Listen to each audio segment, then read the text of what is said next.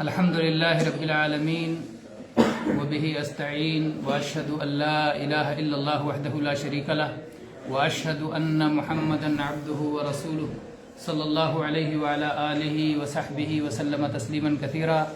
اما بعد، میرے قابل احترام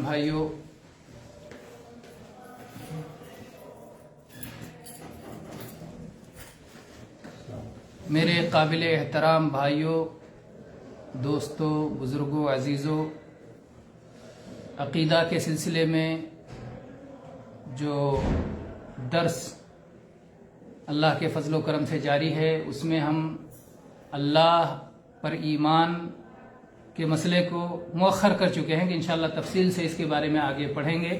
مختصر بتایا گیا.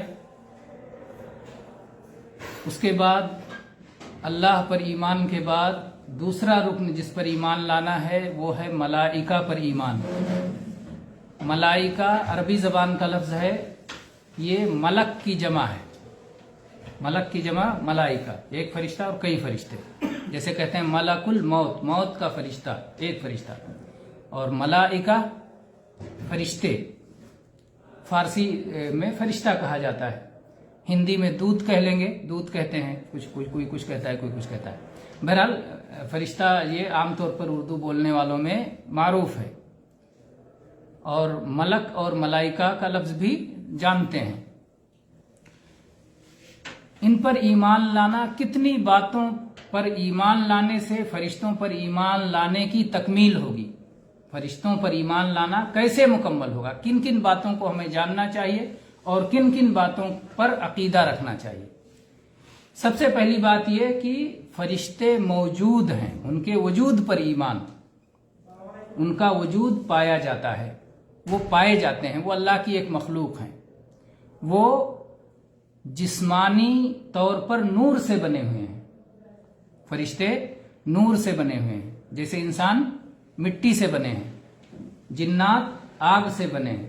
تو فرشتوں کو اللہ تعالیٰ نے نور سے پیدا کیا ہے، اسی لیے انہیں نوری مخلوق کہا جاتا ہے. اللہ کے نبی صلی اللہ علیہ وسلم کی حدیث ہے خلقت الملائکۃ من نور.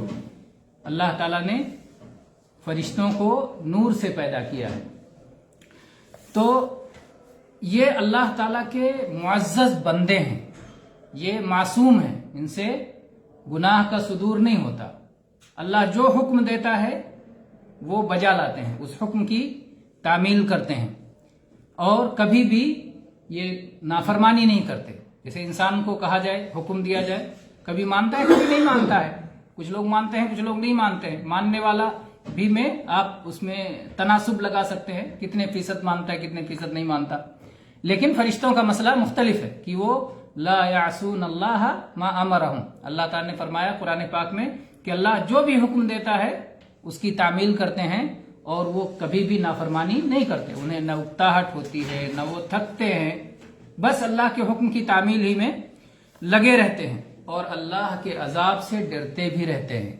معصوم ہونے کے بعد گناہ کچھ نہیں کرتے، نافرمانی نہیں کرتے، اس کے باوجود وہ اللہ کے عذاب سے ڈرتے رہتے ہیں، خوف زدہ رہتے ہیں اللہ کے عذاب سے. اور فرشتوں کے تعلق سے جو عرب کے یہاں عقیدے پائے جاتے تھے، اللہ تعالیٰ نے قرآن پاک میں اس کا بیان بھی کیا اور اس کا رد بھی کیا ہے.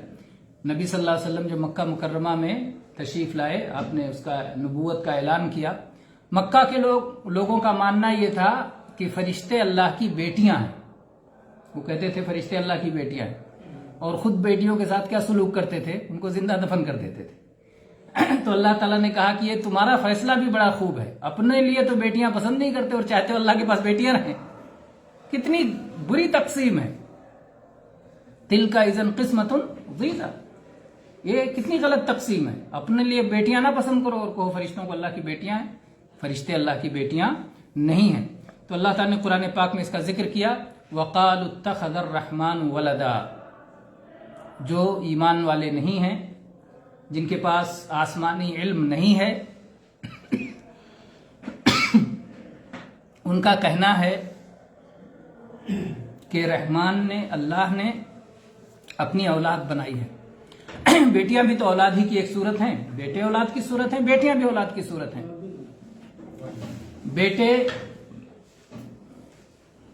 بیٹے جیسے عیسیٰ علیہ السلام کے بارے میں نصرانیوں کا عقیدہ ہوا کہ عیسیٰ علیہ السلام اللہ کے بیٹے ہیں، اور اس سے پہلے یہودیوں کا عقیدہ تھا عزیر علیہ السلام کے بارے میں کہ وہ اللہ کے بیٹے ہیں، اور کفار مکہ کے ہاں یہ تھا کہ فرشتے اللہ کی بیٹیاں ہیں۔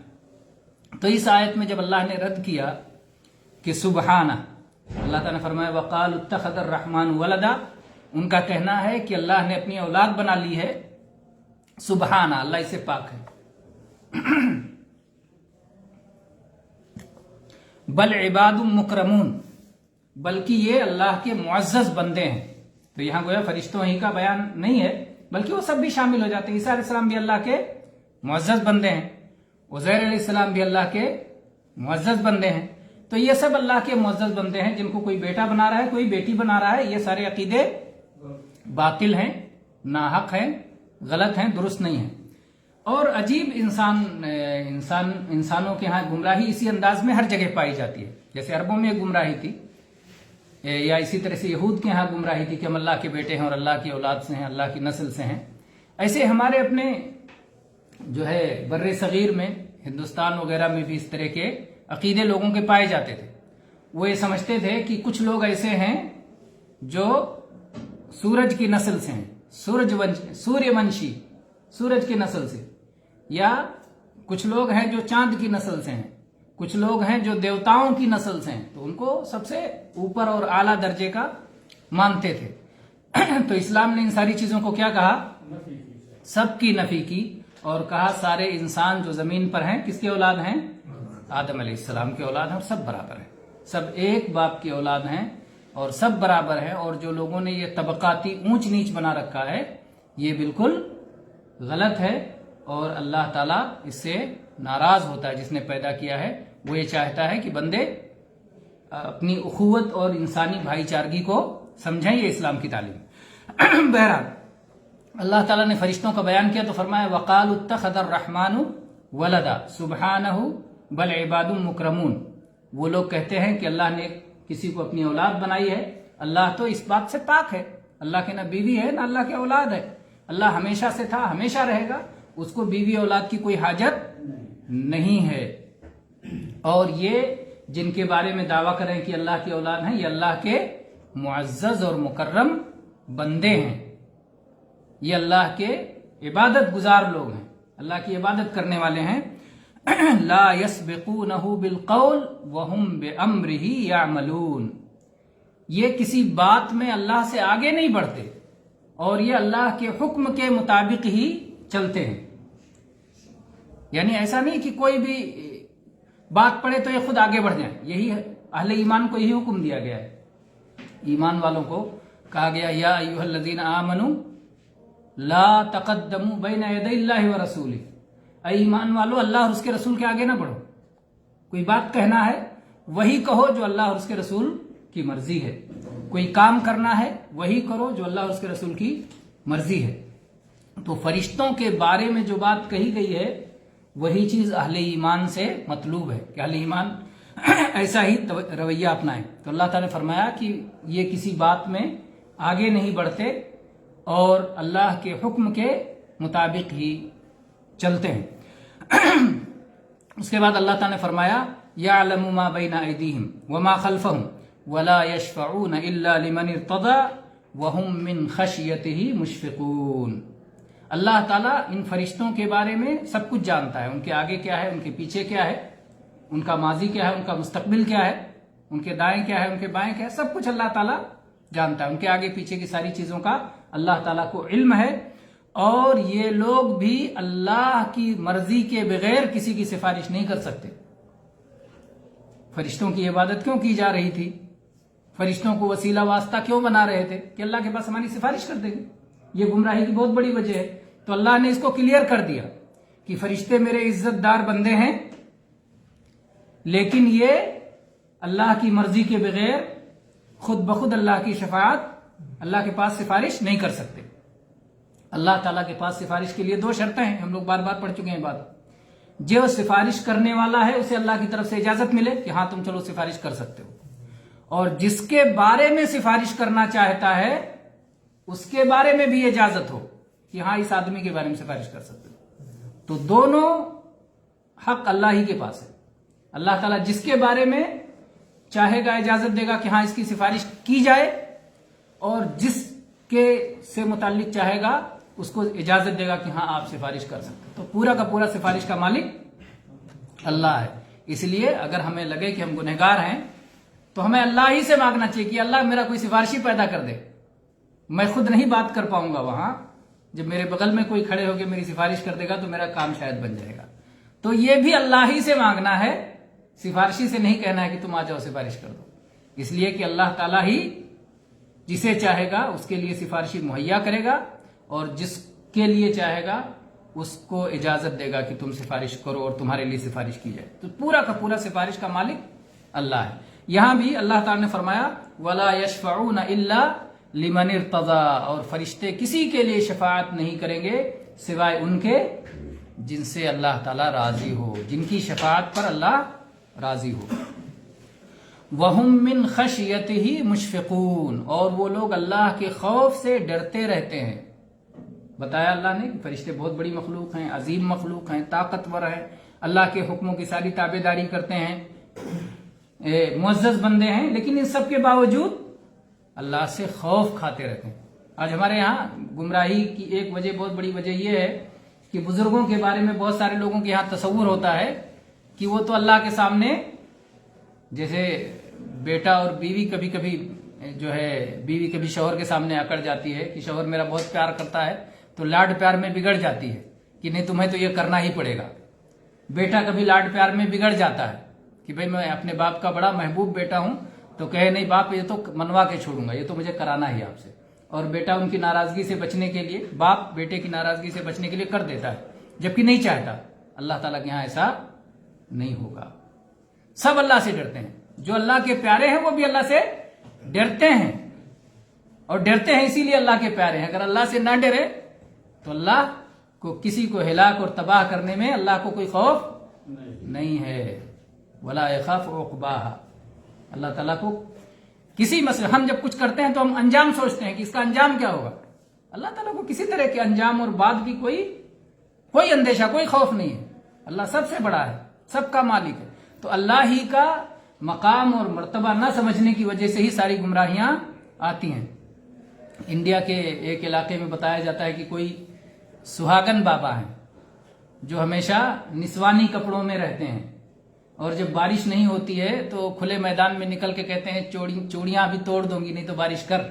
اعوذ باللہ، اعوذ باللہ۔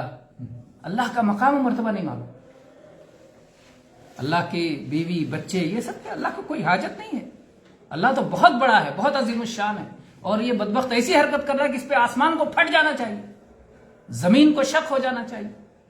اللہ کی عظمت نہیں پتا ہے۔ اللہ کی عظمت نہ پتا ہونے کی وجہ سے ہی دنیا میں جتنی خرابی توحید میں، عقیدے میں، ایمان میں جو بگاڑ آیا ہے، سب اللہ کی عظمت نہ پہچاننے کی وجہ سے۔ انبیاء سب سے پہلے اللہ کی عظمت ہی پہچانواتے تھے، لا الہ الا اللہ، یہ اللہ کی عظمت اسی لا الہ الا اللہ کے لیے ہی اللہ نے زمین و آسمان کو اور جنت و جہنم کو بنایا ہے، کتابیں اتاری ہیں اور فرشتے نازل فرمائے ہیں اور رسول بھیجے۔ تو بہرحال اللہ تعالیٰ نے فرشتوں کے بارے میں کہا وَهُم مِّن خَشْيَتِهِ مشفقون، یہ فرشتے بھی اللہ کے ڈر سے کانپتے رہتے ہیں، خوف میں رہتے ہیں۔ تو پہلی چیز ہے فرشتوں پر ایمان لانے سے متعلق کہ ہم ان کا ایک وجود تسلیم کریں۔ یہ ہے کہ فرشتے ایک مخلوق ہیں، باقاعدہ جسمانی مخلوق ہیں، ان کا ایک جسم ہے مستقل طور پر، وہ ایک ہستی اور ذات اور وجود ہیں۔ کیونکہ بہت سارے لوگ اس میں بھی گمراہی میں مبتلا ہیں، کہتے ہیں فرشتے کیا ہے، کوئی چیز فرشتہ نہیں، فرشتہ نیکی کی طاقت کا نام ہے۔ کہتے ہیں شیطان کوئی چیز نہیں ہے، شیطان تو بس برائی کی طاقت کا نام ہے۔ یہ غلط بات ہے، برائی کی طاقت کا نام شیطان نہیں ہے، اور نیکی کی طاقت کا نام فرشتہ نہیں ہے۔ فرشتے مستقل مخلوق ہیں، ان کو اللہ نے جسم عطا کیا ہے، وہ جسم نور کا ہے اور بڑی عظمت والے ہیں، اور ان کے جسم کیسے ہیں آگے انشاءاللہ اس کا بھی بیان ہو۔ تو یہ پہلی چیز ہے کہ ان کے وجود کو، مستقل وجود کو تسلیم کیا جائے اور مانا جائے۔ دوسری چیز یہ ہے کہ ہم جن کا نام جانتے ہیں، جن فرشتوں کا، ان فرشتوں پر نام بنام ایمان لایا جائے، اور جن کا نام نہیں جانتے تو اجمالی طور پر نام کے بغیر ہم ایمان لائیں کہ فرشتے ہیں، اگرچہ ہمیں ان کا نام نہیں معلوم ہے۔ جیسے جن کا نام معلوم ہے، جبریل علیہ السلام کا نام معلوم ہے، جو سب سے بڑے فرشتے ہیں، روح الامین ہیں، فرشتوں جو نبیوں کے پاس میں وحی لے کر کے آتے تھے، تو یہ اللہ کے بہت قریبی اور بہت معزز اور بہت طاقتور فرشتے ہیں جن کا روح الامین لقب ہے۔ تو جبریل علیہ السلام ہے، میکائیل علیہ السلام ہے، ان کے بارے میں ان کا نام بھی جانتے ہیں۔ اسی طرح سے اسرافیل علیہ السلام کا نام جانتے ہیں، جنہیں سور میں پھونک مارنے کے لیے اللہ نے ذمہ داری دی ہے۔ اسی طرح سے رضوان جو داروغے جنت، اسی طرح سے مالک جو داروغے جہنم ہے، اور اسی طرح سے منکر اور نکیر جو قبر میں سوال پوچھنے کے لیے آئیں گے، اور جن کا ہم نام نہیں جانتے ان پر نام کے بغیر ایمان لاتے ہیں۔ جیسے دائیں بائیں کندھے پر لکھنے کے لیے فرشتے مقرر ہیں، ان کو کہا جاتا ہے کرامن کاتبین۔ کرامن کاتبین کا معنی ہوتا ہے معزز لکھنے والے۔ کرامن معزز عزت دار، جیسے کہا جاتا ہے صحابہ کرام، تو کرام یہی لفظ ہے، کرامن دو زبر لگ گیا تو کرامن ہو گیا۔ تو کرام مطلب عزت والے، معزز، اور کاتب کے معنی لکھنے والا، کاتبین معزز لکھنے والے۔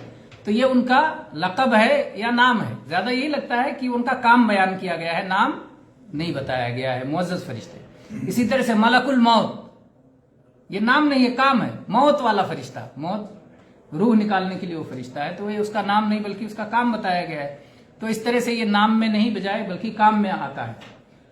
تو ہم جن کا نام جانتے ہیں نام بنام ایمان لاتے ہیں، اور جن کا نام نہیں جانتے تو اجمالی طور پر ایمان لاتے ہیں۔ جن کا کام جانتے ہیں ان کے کام پہ ایمان لاتے ہیں، جو کام بتایا گیا ہم ایمان رکھتے ہیں کہ یہی کام ان کی ذمہ داری ہے، اور جن کا کام نہیں معلوم ہے تو ان پہ اجمالی طور پر ایمان رکھتے ہیں کہ اللہ نے جو بھی کام سپرد کیا ہے وہ کام کر رہے ہیں۔ اور ان فرشتوں کی بہت بڑی تعداد ہے، کوئی چھوٹی موٹی تعداد نہیں ہے، بہت بڑی تعداد ہے۔ اللہ تعالیٰ ہی ان کی تعداد کو جانتا ہے، جیسا کہ قرآن پاک میں اللہ تعالیٰ نے فرمایا وَلَا يَعْلَمُ جُنُودَ رَبِّكَ إِلَّا هُوَ، اور آپ کے رب کے لشکروں کو اس اللہ کے علاوہ اور کوئی نہیں جانتا۔ اللہ ہی جانتا ہے کہ اس کے لشکر کتنے ہیں، کتنی بڑی تعداد ہے۔ اور اس کثرت کو سمجھنے کے لیے، فرشتوں کی بڑی تعداد کو سمجھنے کے لیے وہ حدیث سامنے رکھیں جو نبی صلی اللہ علیہ وسلم کی معراج سے متعلق آئی ہے۔ معراج میں جب نبی صلی اللہ علیہ وسلم ساتوں آسمانوں کے اوپر اللہ کے قریب تک گئے، تو اس وقت ساتویں آسمان پہ آپ نے دروازہ کھٹکھٹایا اور وہ دروازہ کھولا گیا، تو وہاں پر ابراہیم علیہ السلام تھے جو بیت المعمور سے ٹیک لگائے ہوئے بیٹھے تھے۔ بیت المعمور کیا ہے؟ بیت مانے ہوتا ہے گھر، معمور کا مطلب آباد، آباد گھر، بیت المعمور۔ تو جیسے زمین پہ ہے بیت اللہ کعبہ، مسجد حرام مکہ مکرمہ، تو یہ انسانوں کے لیے اللہ کا گھر ہے بیت اللہ کعبہ۔ اللہ نے اسے اپنا نام دیا ہے، شرف عطا فرمائی ہے، عزت دی ہے، لوگ یہاں آئیں گے، طواف کریں گے۔ اسی طرح سے اسی کے سیدھے اوپر بیت المعمور ہے جو فرشتوں کا کعبہ ہے۔ وہ فرشتے وہاں آتے ہیں طواف کرنے کے لیے۔ تو نبی صلی اللہ علیہ وسلم فرماتے ہیں کہ ابراہیم علیہ السلام اس بیت المعمور سے ٹیک لگائے بیٹھے تھے۔ یہ حدیث جو ہے صحیح بخاری میں 3207 نمبر پر اور صحیح مسلم میں 162 نمبر پر۔ یہیں سے ایک غلط عقیدے کی تردید بھی ہو جاتی ہے۔ بہت سارے لوگ یہ سمجھتے ہیں کہ مسجد کی طرف پیٹھ ہو گئی یا کعبہ کی طرف پیٹھ ہو گیا تو بے عزتی سمجھتے ہیں۔ اور ابراہیم علیہ السلام کس سے پیٹھ لگا کے ٹیک لگا کے بیٹھے تھے؟ بیت المعمور جو فرشتوں کا کعبہ ہے، جسے اللہ نے بڑی عزت دی ہے۔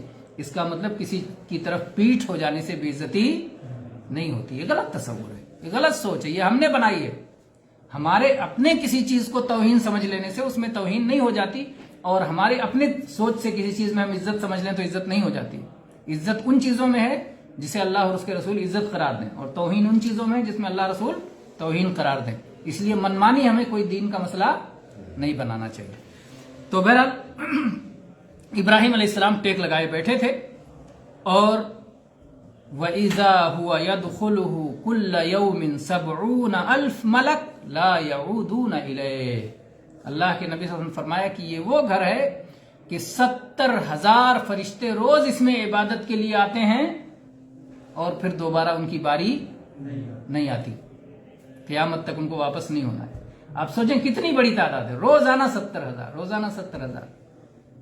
مکہ میں روزانہ کتنے لوگ آتے ہیں عمرہ کرنے کے لیے، پھر اس کے بعد حج کے موسم میں کتنے لوگ آتے ہیں، انسانوں کی اتنی بڑی تعداد ہے جس میں پلٹ پلٹ کے بھی لوگ آتے ہیں۔ کتنے لوگ دوبارہ آتے ہیں، 6 بار آتے ہیں، اور جب زیادہ گنجائش یہ ہو گئی کہ بھیڑ بھاڑ کم کیا جائے تو متعین کر دیا کہ 5 سال پہ آیا کرو، ہر سال نہ آیا کرو، تعداد بڑھ رہی ہے، تو اس میں گنجائش کا بھی مسئلہ ہے۔ لیکن آسمانوں میں گنجائش کی بھی کوئی کمی نہیں ہے، اس کا مطلب بہت وسیع اور بہت بڑا آسمان ہے، زمین کے مقابلے میں بہت بڑا ہے، اور یہ تو 7واں آسمان ہے۔ جب یہ پہلا آسمان جو زمین کے قریب ہے، زمین سے بہت بڑا ہے، تو پھر دوسرا اور تیسرا اور 7واں کتنا بڑا ہوگا؟ آپ تصور کر سکتے ہیں کہ کتنا بڑا آسمان ہے اور کتنی بڑی فرشتوں کی وہاں مخلوق ہے۔ تو اس سے معلوم ہوتا ہے کہ فرشتوں کی بہت بڑی تعداد ہے، جس تعداد کا ہم کو کوئی اندازہ نہیں ہے، کوئی گنتی ہمارے پاس اس کے لیے نہیں ہے۔ اسی طرح سے حکیم ابن حزام رضی اللہ عنہ کی ایک روایت ہے کہ نبی صلی اللہ علیہ وسلم نے فرمایا کہ میں آسمان کے چرچرانے کی آواز سن رہا ہوں، اور اس چرچرانے پر اس کی ملامت نہیں ہونی چاہیے، اس لیے کہ ایک بالشت بھی کہیں جگہ نہیں ہے کہ جہاں کوئی فرشتہ سجدے میں یا قیام کی حالت میں نہ ہو۔ یعنی پورے آسمان پہ گویا فرشتے ہیں جو اللہ کی عبادت میں لگے، کوئی سجدہ کر رہا ہے اور کوئی قیام کر رہا ہے، اور سجدہ اور قیام کے بیچ میں ممکن ہے رکوع بھی اس میں شامل ہو جس کا ذکر نہیں ہے، اور جس کا ذکر نہیں اس لیے منمانی ذکر ہمیں کرنا بھی نہیں چاہیے، بچنا چاہیے، کیونکہ غیب کی چیز اتنا ہی ہم جان سکتے ہیں جتنا اللہ رسول نے بتایا ہے۔ لیکن چونکہ بعض روایت میں اس طرح کی بات آتی ہے کہ اللہ کے نبی صلی اللہ علیہ وسلم جب معراج میں گئے اور فرشتوں کی عبادت دیکھی تو آپ کو بہت پسند آیا، تو وہ ساری چیزیں اللہ نے صلاح میں اکٹھا کر دیا نماز کے اندر، کہ فرشتوں کی ساری عبادت جو الگ الگ کرتے ہیں، کوئی فرشتہ صرف سجدے میں ہے، کوئی فرشتہ صرف قیام میں ہے، کوئی فرشتہ کسی اور حالت میں، تو اللہ تعالیٰ نے صلاح کے اندر ان ساری حالتوں کو اکٹھا کر دیا کہ اہل ایمان اس طرح کریں گے تو اللہ کی رضا انہیں حاصل ہو جائے گی، اور اللہ کے نیک بندوں میں، عزت والے بندوں میں شامل ہو جائیں گے۔ تو اس سے بھی معلوم ہوتا ہے کہ فرشتوں کی بہت بڑی تعداد ہے، بہت بڑی تعداد ہے۔ تو یہ 2 باتیں ہو گئی۔ پہلی بات یہ کہ ہم مانیں فرشتوں کا وجود ہے، دوسری بات یہ کہ ہم اس پر ایمان لائیں جن کا نام معلوم ہے نام بنام، اور جن کا جو کچھ کام معلوم ہے اس کام کے ساتھ ان پر ایمان لائیں کہ یہ کام، یہ فرشتہ یہ کام ہے۔ وہ حدیث آپ جانتے ہوں گے جس میں نبی صلی اللہ علیہ وسلم جو رات میں پڑھا کرتے تھے، جس میں اللہ سے دعا کرتے تھے کہ اللہ بندوں نے جن باتوں میں اختلاف کیا ہے اس میں مجھے حق کی راہ دکھلا دے۔ صحیح مسلم کی حدیث ہے کہ جن مسئلے میں بندوں نے اختلاف کیا ہے اللہ اس میں حق کی راہ دکھلا دے۔ تو اس کو کہاں سے شروع کرتے تھے؟ یا رب جبرائیل و میکائیل و اسرافیل، 3 بڑے فرشتوں کا نام لے کے اللہ کے نبی شروع کرتے تھے کہ اے جبرائیل کے رب، اے میکائیل کے رب، اور اے اسرافیل کے رب۔ علماء نے اس میں باریکی ذکر کی ہے کہ اصل میں تینوں کے ساتھ کوئی نہ کوئی زندگی لگی ہوئی ہے۔ جبرائیل علیہ السلام وحی لے کے آتے ہیں، اور وحی کے ذریعے سے دل کی زندگی ہے، ایمان دل میں پیدا ہوتا ہے اسی وحی کے ذریعے سے۔ اور میکائیل علیہ السلام یہ بارش برسانے کی ذمہ داری ہے، تو جب بارش برستی ہے تو پودوں کو زندگی ملتی ہے۔ اور اسرافیل علیہ السلام سور پھونکیں گے تو ایک سور سے تو لوگ مر جائیں گے، دوبارہ سور پھونکیں گے تو سارے لوگ اٹھ کر دوبارہ زندہ ہو جائیں گے۔ تو آدمی جب اختلاف دیکھتا ہے اور حق سجھائی نہیں دیتا تو گویا ایک طرح سے زندگی جو ہے کشمکش میں ہوتی ہے اور تندرست نہیں رہ جاتی، بیمار ہو جاتی ہے، اور بیماری کے بعد موت ہو جاتی ہے۔ اگر حق نہ ملے تو گویا دل کی موت ہے۔ تو جب حق کا آدمی کو علم ہو جاتا ہے اور حق کے مطابق عمل کرتا ہے تو دل روشن ہو جاتا ہے اور دل میں زندگی پیدا ہو جاتی ہے۔ تو زندگی اور نور، اسی لیے نور اور حیات کہا گیا ایمان کو، کہ ایمان نور بھی ہے اور ایمان زندگی بھی ہے۔ تو اللہ کے نبی صلی اللہ علیہ وسلم حق اور صراط مستقیم کو پانے کے لیے جو دعا کرتے تھے اس کو شروع کرتے تھے انہی تینوں فرشتوں کا نام لے کر، اللہ تعالیٰ کو کہہ کر کہ اے رب، اے مالک، جو اتنے بڑے بڑے فرشتوں کا جن کے ذریعے سے مختلف قسم کی زندگیاں وجود میں آتی ہیں. اے رب تو مجھے لوگوں کے اختلاف کے معاملے میں حق دکھا دے. تو بہرحال بات یہاں سے چلی تھی کہ جن کا نام معلوم ہو ان کا نام بنام، اور جن کا نام نہ معلوم ہو ان کے ناموں کے بغیر. اب اس کے بعد میں تیسرا مسئلہ ہے کہ فرشتوں کے جو صفات، جو اوصاف ان کے ہمیں معلوم ہیں، ان اوصاف پر بھی ایمان لانا، یہ تیسری چیز ہے. انشاءاللہ اس پر ہم اگلے درس میں گفتگو کریں گے. آج کے لیے اتنی باتیں کافی ہیں. وآخر دعوانا ان الحمد للہ رب العالمین وصلی اللہ علی نبینا وسلم.